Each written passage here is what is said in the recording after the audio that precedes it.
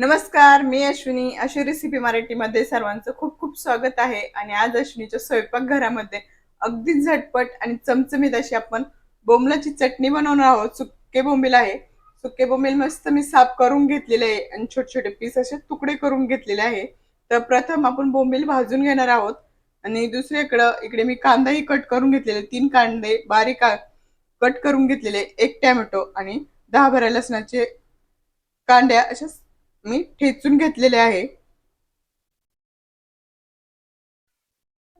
प्रथम आपल्याला बोंबील भाजून घ्यायची आहे. इथे मी चपात्या झालेल्याच तव्यावर मी बोंबील भाजून घेणार आहे. चपात्या आपल्या झालेल्या आहे. तर त्याच तव्यावर मी बोंबील टाकून घेतलेले आहे. मस्त असा खमंग वास सुटेपर्यंत आपल्याला बोंबील भाजून घ्यायचे आहे. 3 ते 4 मिनिट झालेले आपले बोंबील भाजत आहे आणि मस्त असा वास सुटलेला आहे.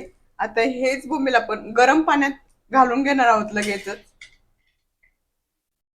सर्व बोंबील मी गरम पाण्यात घालून घेतलेले आहे आणि काय होतं तर आपली चटणी बनवताना अजिबात चटणीचा वास येत नाही. त्यासाठी भाजून गरम पाण्यात घालून घेतलेले आहे. आपले बोंबील पाण्यात भिजत आहे. 5 मिनिट आपल्याला फक्त पाण्यात ठेवायचे आहे. तोपर्यंत कांदा परतायला घेऊया. इकडे मी पॅन ठेवून घेतलेला आहे. पॅन मध्ये तेलही घालून घेतलेलं आहे. तेल छान गरम झालं का थोडेसे आपल्याला जिरे घालायचं आहे. जिरं घालून घेतलं. जिरं छान फुललं की घालणार आहोत लसूण आणि कट केलेला कांदा घालून घेणार आहोत. छान तांबूस रंग येऊपर्यंत आपल्याला कांदा परतून घ्यायचा आहे.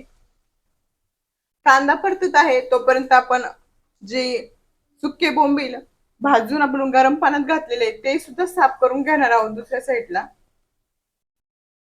साफ करायची म्हणजे आपण भाजून घेतलेले बोंबील आता 5 मिनिटं झालेले भिजलेले आहे आणि त्यामधले अलगदपणे जी मच्छीची अंड्याची जी माळ असते ती या पद्धतीने काढून घ्यायची. म्हणजे एक काटा असतो, तो काढून घ्यायचा आपल्याला, म्हणजे खाताना कचकच असं वाजत नाही.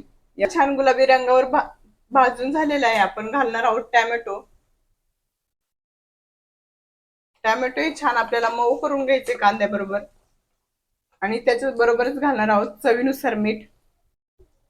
चवीनुसार मीठ घालून घेते आणि छान मऊ होईपर्यंत आपल्याला परतून घ्यायचा आहे.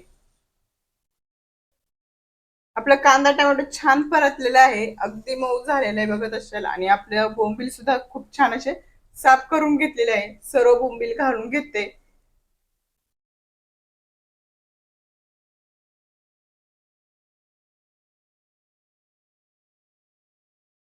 सर्व बोंबील घालून घेतले.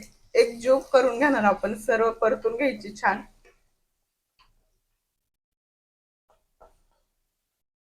1 मिनिटभर आपण झाकण ठेवून वाफेवर परतून घेऊया.